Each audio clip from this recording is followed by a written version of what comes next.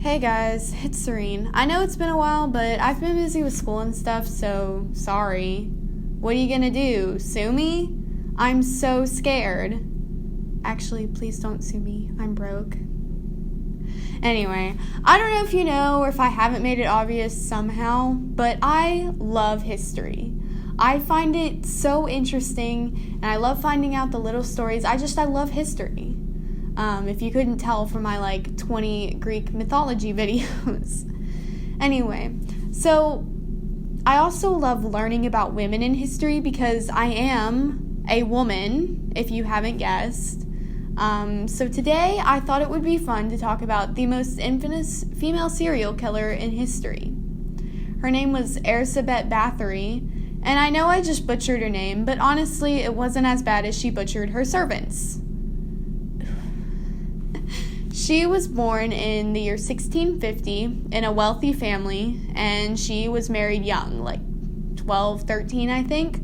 But she had a lover before she got married and had a daughter with her lover, and when her fiancé found out, he had the man brutally murdered, ripped apart. And it's kind of speculated that her husband was the one who introduced her into, torturing servants, and that made her into what she became. However, he left for war, and after he left, she took it to a whole new level. Now, warning you, this next part is going to be a little disturbing because I'm going to talk about how she tortured her servants. So if you don't want to hear that, that's fine. Just skip to this time right here.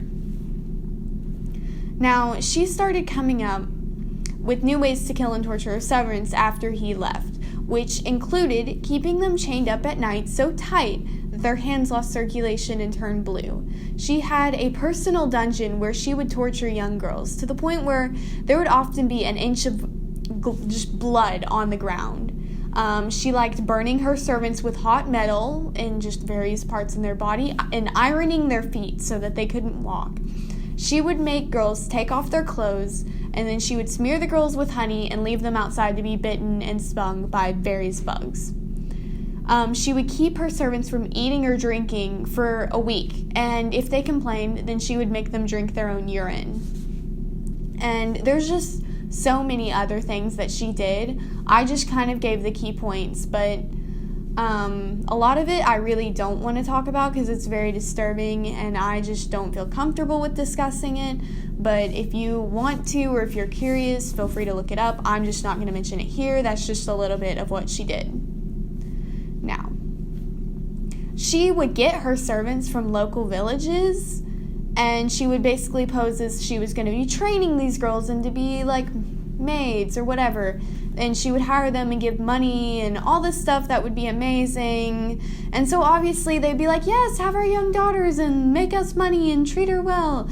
And that's just not what happened. She tortured them. Obviously after a while they caught on because their daughters never returned, and they'd go and ask and be like, oh, they died.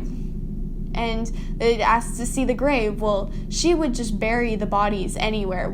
Sometimes she'd give them funeral rites, but most of the time she wouldn't. And she'd put them anywhere she could bury them because there were hundreds.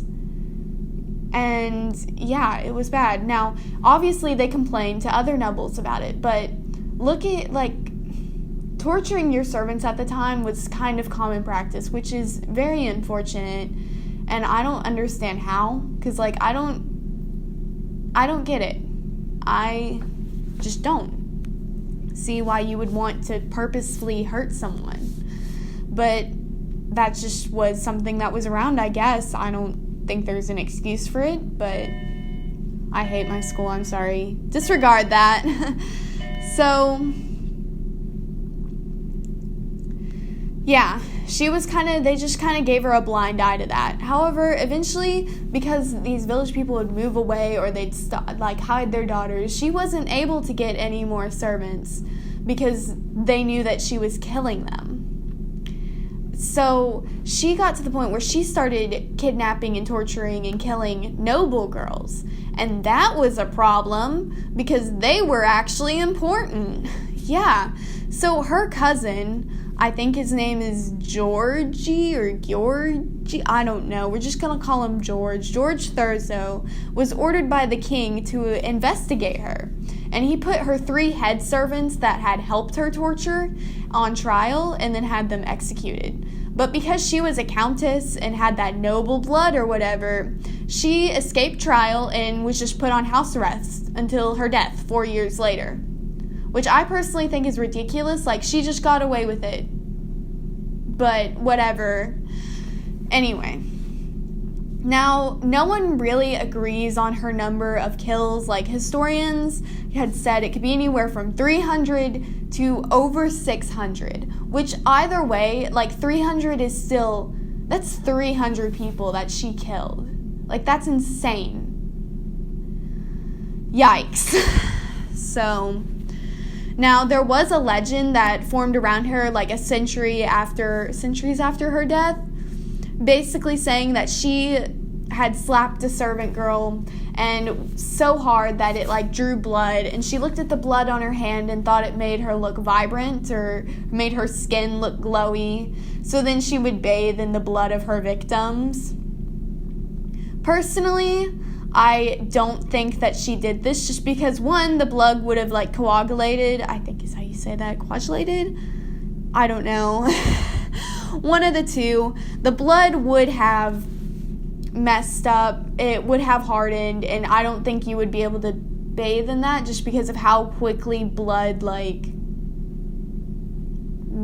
it's not liquid. You know, I think it would make it pretty impossible to bathe in it, like to drain a body that quickly.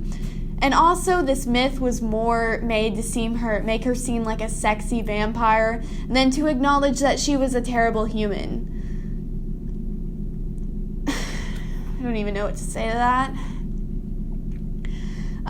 But yeah, she was kind of remembered as there was legends around her being a vampire because of just how many people she killed. And eventually she got overshadowed by, like, Vlad the Impaler and the whole Count Dracula myth and all of that.